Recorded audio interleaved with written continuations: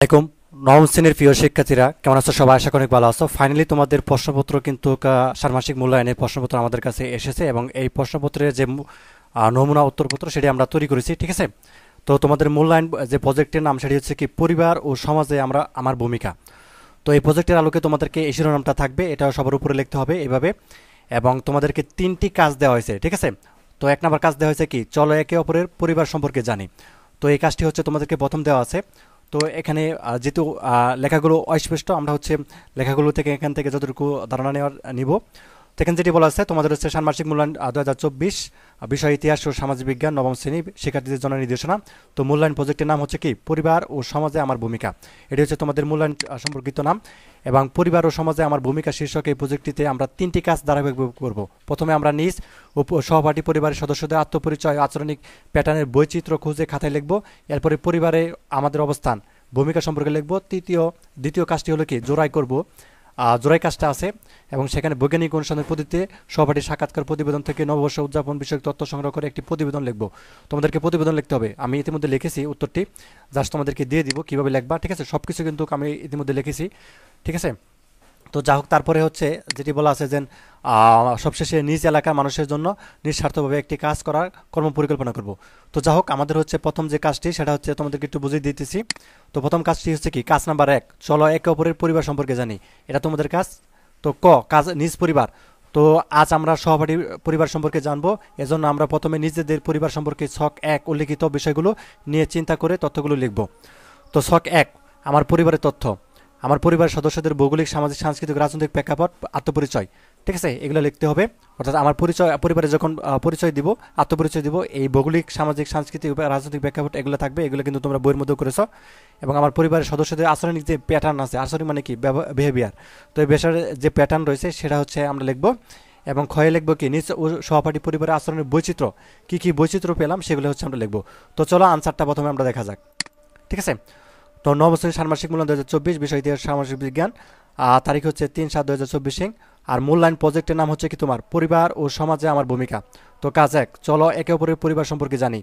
তো নিজ পরিবার, আমার পরিবারের তথ্য, ভৌগোলিক আত্মপরিচয়, যেহেতু আমাদেরকে ভৌগোলিকভাবে বলা হয়েছিল, তো ভৌগোলিকভাবে 20 ডিগ্রি অর্থাৎ 35 দাগিমা থেকে 26 ডিগ্রি 32 উত্তর অক্ষাংশ থেকে, এবং বাংলাদেশে কি 88 অর্থাৎ দাগিমা থেকে 03 দাগিমা থেকে কি এই যে উপরে যে দেওয়া আছে এগুলো দাগিমা। তো 92 ডিগ্রি অর্থাৎ থেকে 36 পূর্ব দাগিমা পর্যন্ত, ঠিক আছে? এটি হচ্ছে ভৌগোলিক অবস্থান বা আত্মপরিচয়। এরপর দেখব সামাজিক আত্মপরিচয়। তো সামাজিক পরিচয়, আমার বাবা একজন সরকারি চাকরিজীবী, পেশাগত পরিচয় শিক্ষার্থী। এবং পারিবারিক পরিচয়, বাবা সরকারি চাকরিজীবী এবং মা গৃহিণী, বড় বোন এসএসসি পরীক্ষার্থী এবং আমি নবম শ্রেণীতে পড়ি। এটা হচ্ছে কি সামাজিক আত্মপরিচয়। এবার দেখব সাংস্কৃতিক আত্মপরিচয়। সাংস্কৃতিক আত্মপরিচয়ের মধ্যে রয়েছে ভাষা বাংলা, পোশাক হচ্ছে শার্ট প্যান্ট টি শার্ট ইত্যাদি, আর উৎসব হচ্ছে বৈশাখী মেলা, ঠিক আছে? তো তারপর দেখো রাজনৈতিক আত্মপরিচয়। তো জাতীয় পরিচয় বাংলাদেশি, রাজনৈতিক পরিচয় হচ্ছে কি মুক্তিযুদ্ধের চেতনায় আদর্শী, ঠিক আছে? তো তারপর আমার যে প্রশ্নটি ছিল যে আমার পরিবারের সদস্যদের আচরণিক প্যাটার্ন। তো আমরা আচরণিক প্যাটার্নটা দেখব। বাবা সরকারি চাকরিজীবী, অবসর সময় বই পড়তে ভালোবাসেন, সবার সাথে মিলেমিশে থাকেন, ঠিক আছে? এটা তার আচরণিক প্যাটার্ন। এবং মা গৃহিণী, অবসর সময় টিভি দেখেন, প্রতিবেশীর সাথে ভালো ব্যবহার করেন, এটা তার হচ্ছে আচরণিক প্যাটার্ন। এবং বোন এসএসসি পরীক্ষার্থী, অবসর সময়ে বাগান করেন এবং সহপাঠীর সাথে ভালো আচরণ করেন।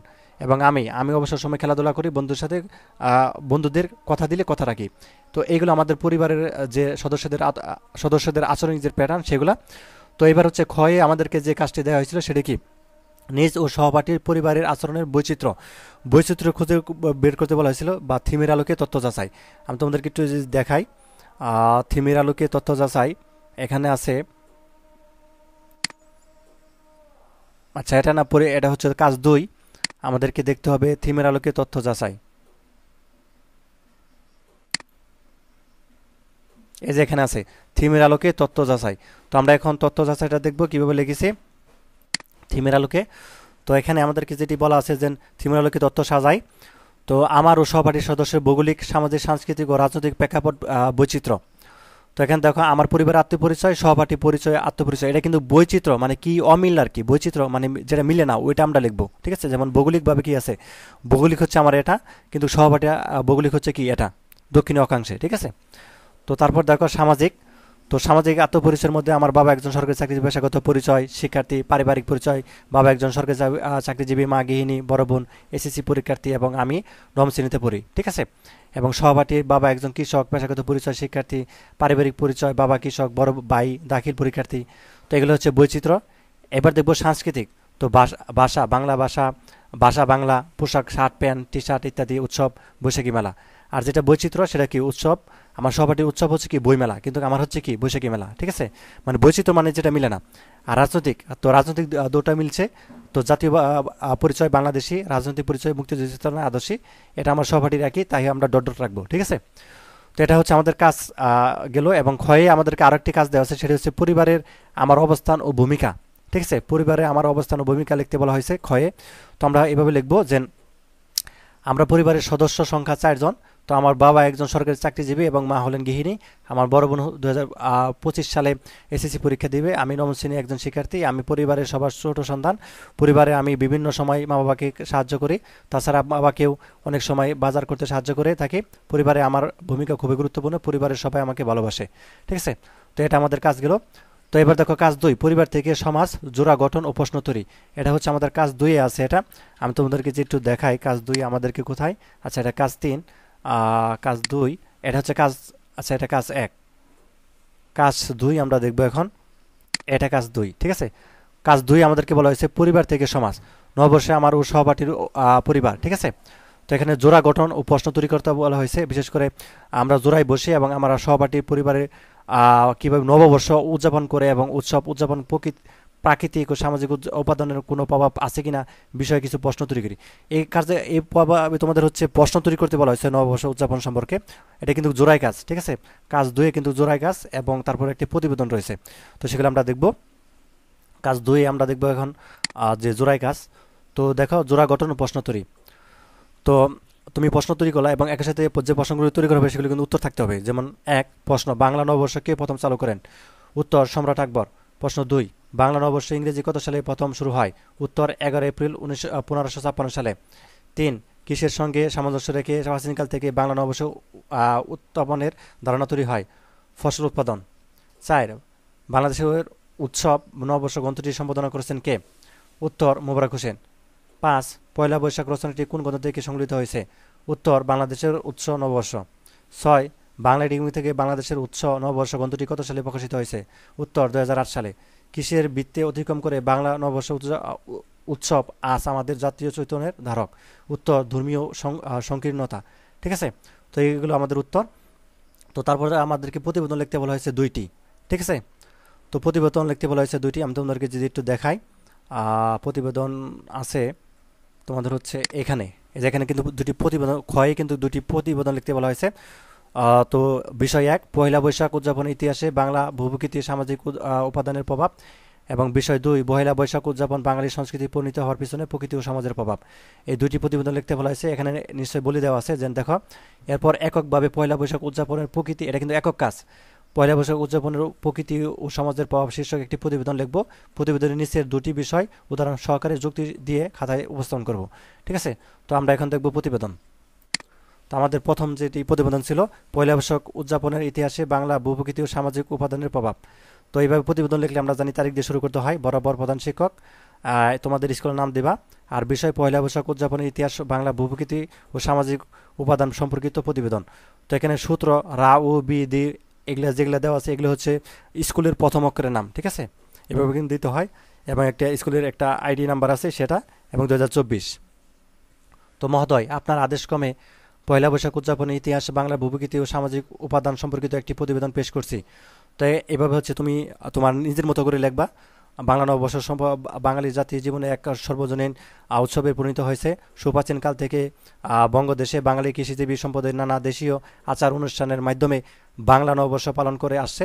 পয়লা বৈশাখ বাংলা নববর্ষের প্রথম দিনে উৎসবমুখী হয়ে ওঠে সারা দেশ। পুরাতন বছরের সমস্ত দুঃখ বিষদ ধুয়ে মুছে নববর্ষ সবার জন্য বয়ে আনে নতুন সম্ভাবনার আহ্বান এবং চিরাচরিত ঐতিহ্য গ্রামগঞ্জ শহরের বন্দর মেতে ওঠে আনন্দে।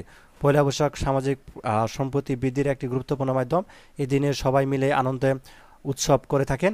তো ধনী দরিদ্র উচ্চ নিম্ন সবার মধ্যে বৈষম্য বলে এই উৎসব উদযাপন করা হয়। পয়লা বৈশাখ আমাদের সংস্কৃতি ঐতিহ্যের ধারণে একটি গুরুত্বপূর্ণ উপায়। এই দিনে আমরা আমাদের ঐতিহ্যবাহী খাবার, পোশাক, গান বাজনা, নাচ গান ইত্যাদির মাধ্যমে আমাদের সংস্কৃতি প্রকাশ করে থাকি। এবার লিখবে হচ্ছে, সবার শেষে লিখবে প্রতিবেদকের নাম, তোমার নামটা দিবে, প্রতিবেদন তৈরির সময় তারিখটা দিবে, এবং প্রতিবেদন তৈরির সময় এখানে প্রতিবেদন তৈরির তারিখ, এখানে সময়, এটা দিবে। শেষ আমাদের প্রথম প্রতিবেদনটা। এবার দেখবো দ্বিতীয় প্রতিবেদন। তোমাকে প্রতিবেদন একটি লিখতে দিব, যে কোনো একটি লিখতে দিতে পারে, একটি লাগবে, একক কাজ এটা। এবং 2 নম্বর দিবা পয়লা বৈশাখ উদযাপন বাংলা সংস্কৃতি পরিণত হওয়ার পিছনে প্রকৃতি ও সমাজের প্রভাব। তো এখানে দিবা তারিখ আগের মতো, ঠিক এভাবে তারিখ দিয়ে এখানে বিষয়টা এখানে চেঞ্জ হবে। পয়লা বৈশাখ উদযাপন বাংলা সংস্কৃতি প্রকৃতি ও সমাজের সম্পর্কিত প্রতিবেদন, এবং সূত্র যেভাবে লিখতে দিয়েছিলাম, স্কুলের প্রথম অক্ষরের নাম দেখবা তোমার, এবং যে কোনো আইডি নাম্বার দিবে, এবং সালটা দিবা। মহোদয়, পয়লা বৈশাখ উদযাপন বাংলা সংস্কৃতি প্রকৃতি সমাজের সম্পর্কিত প্রতিবেদন পেশ করছি। তো এবার হচ্ছে তুমি বিস্তারিতভাবে লিখবা, পয়লা বৈশাখ বা বাংলা নববর্ষ বাঙালি সংস্কৃতির একটি অবিচ্ছেদ্য অংশ। ধর্ম, জাতি, বর্ণ নির্বিশেষে সবাই দিনটি উদযাপন করে থাকেন। পয়লা বৈশাখ শুধু একটি উৎসব নয়, বরং একটি বাঙালি জাতির ঐক্য, সংস্কৃতি, ঐতিহ্যের প্রতীক। পয়লা বৈশাখের বছরের প্রথম দিন। এই দিনটি নতুন বছরের সূচনা হিসেবে পালিত হয়। নতুন বছরের শুরুতে নতুন করে জীবন শুরু করার প্রতিজ্ঞা নেওয়া হয়। পয়লা বৈশাখ পুরনো বছরকে বিদায় জানিয়ে নতুন বছরকে বরণ করে দিন, এবং এই দিনটিতে আমরা গত বছরের ভুল ত্রুটিগুলো ভুলে গিয়ে নতুন করে জীবন শুরু করার সুযোগ পাই। পয়লা বৈশাখ সামাজিক সম্প্রীতি বৃদ্ধির একটি গুরুত্বপূর্ণ মাধ্যম। এই দিনে সবাই মিলে আনন্দ উৎসব করে থাকেন। তো ধনী দরিদ্র উচ্চ নিম্ন সবার মাধ্যমে বৈষম্য বলে এই উৎসব উদযাপন করা হয়।